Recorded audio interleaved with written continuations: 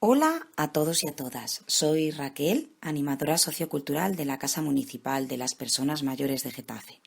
Y en este canal voy a compartir con vosotros algunos de los cuentos de Jorge Bucay, al que seguro habéis leído alguna vez. Los retoños del Ombú.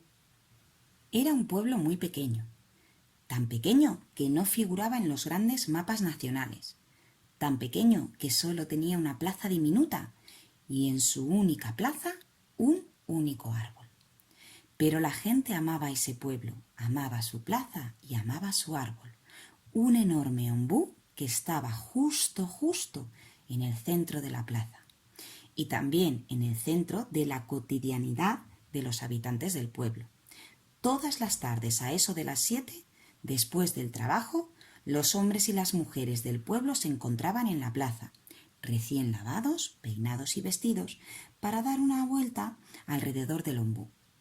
Durante años, los jóvenes, los padres de los jóvenes y los padres de los padres de los jóvenes se habían cruzado diariamente bajo el ombú. Allí se habían fraguado negocios importantes, se habían tomado decisiones relativas al municipio, se habían concretado bodas y se había recordado a los muertos durante años y años. Un día, algo diferente y maravilloso empezó a pasar.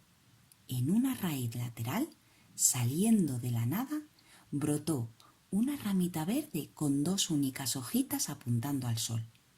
Era un retoño, el primer retoño que el ombú había dado desde que se lo conocía.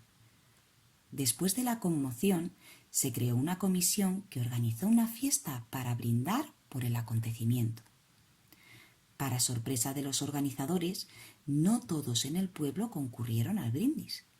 Había quienes decían que el retoño traería complicaciones. El caso es que unos días después de aparecido el primer retoño, empezó a brotar otro, y en un mes más de una veintena de ramitas verdes habían asomado de las ya grises raíces del ombú.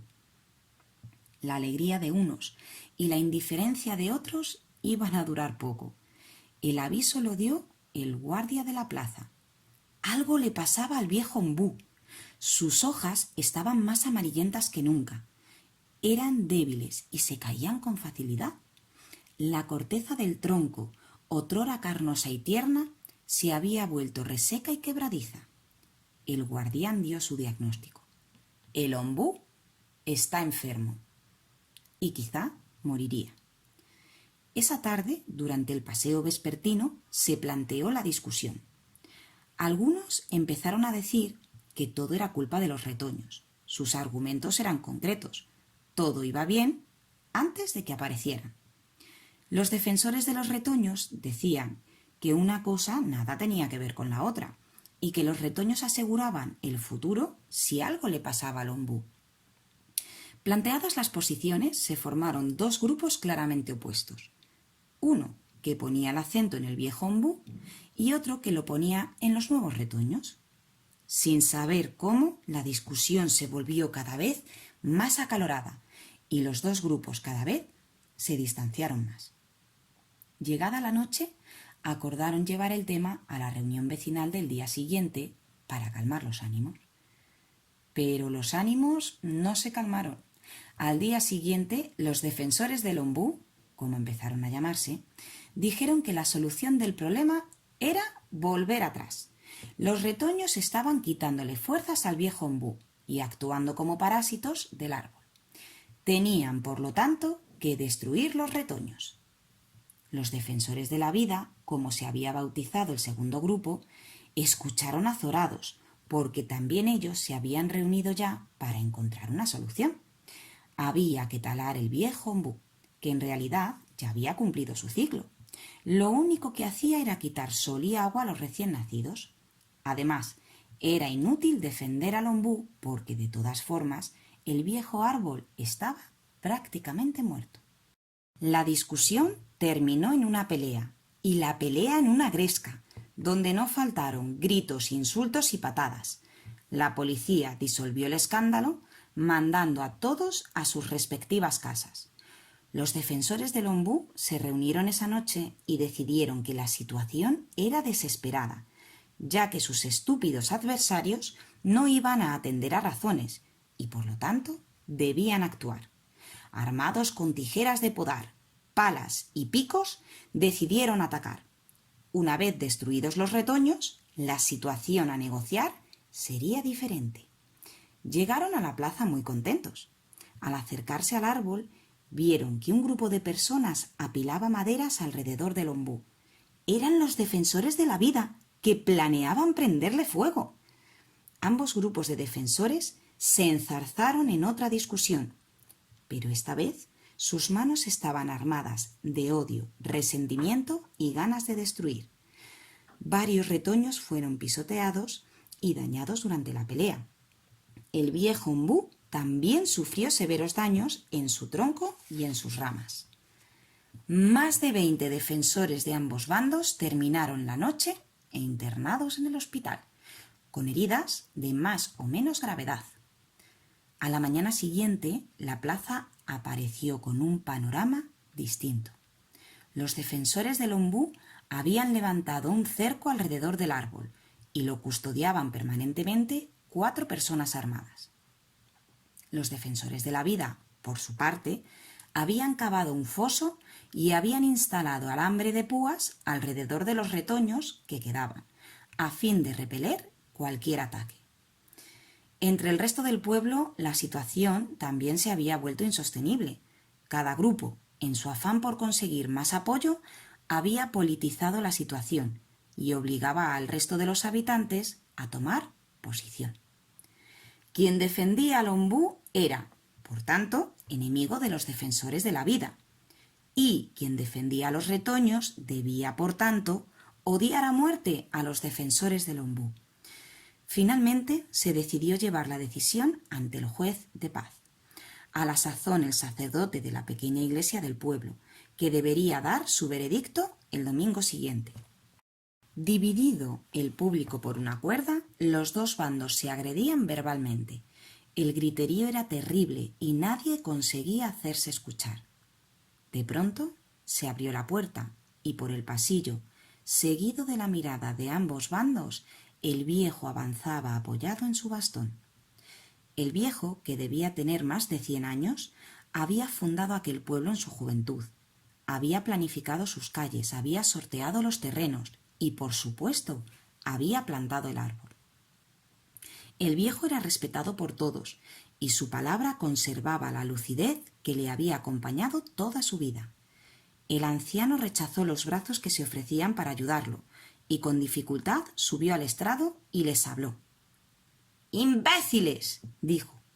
«¿Os llamáis a vosotros mismos defensores del ombú? ¿Defensores de la vida? ¿Defensores? Sois incapaces de defender nada, porque vuestra única intención es hacer daño a aquellos que piensan de manera diferente. No os dais cuenta de vuestro error, y tanto unos como otros estáis equivocados. El ombú no es una piedra, es un ser viviente, y como tal, tiene un ciclo vital. Este ciclo incluye dar vida a los que continuarán su misión, es decir, incluye preparar a los retoños para hacer de ellos nuevos ombúes. Pero los retoños, estúpidos, no son solo retoños.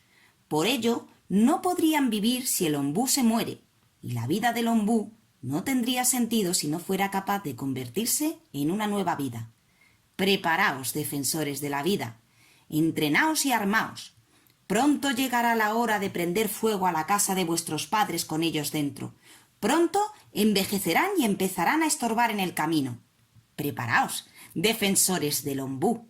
Practicad con los retoños. Debéis estar preparados para pisotear y matar a vuestros hijos cuando éstos quieran reemplazaros o superaros. ¿Y vosotros os llamáis defensores?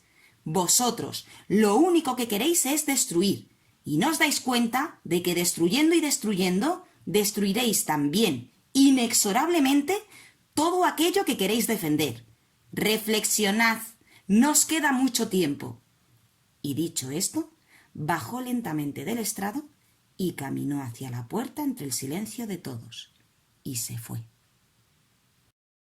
¿Cuántas veces notamos problemas familiares por el poco entendimiento entre padres e hijos? O, si generalizamos, problemas que nos vienen de generación en generación. Gente que acusa a unos padres por descuidar sus obligaciones. Gente que acusa a los hijos por no respetar a sus padres o las dos cosas a la vez. Lo lógico sería ponerse de acuerdo, entenderse y no dejarse llevar por odios ni rencores. Pero a veces el roce continuo, el no entendimiento de los padres a los derechos de sus hijos o el no entendimiento del hijo a sus obligaciones con sus padres causa conflictos que no se arreglan a gritos o con salidas de tono, con castigos o desobedeciendo a los padres para demostrar que uno es muy rebelde y que tiene mucho poder, ni con golpes para que te demuestren respeto. Se arregla simple y llanamente hablando, sentándonos a conversar. Los seres humanos vivimos en una sociedad donde es fundamental que una persona pueda interactuar y aprender a comunicarse de forma correcta.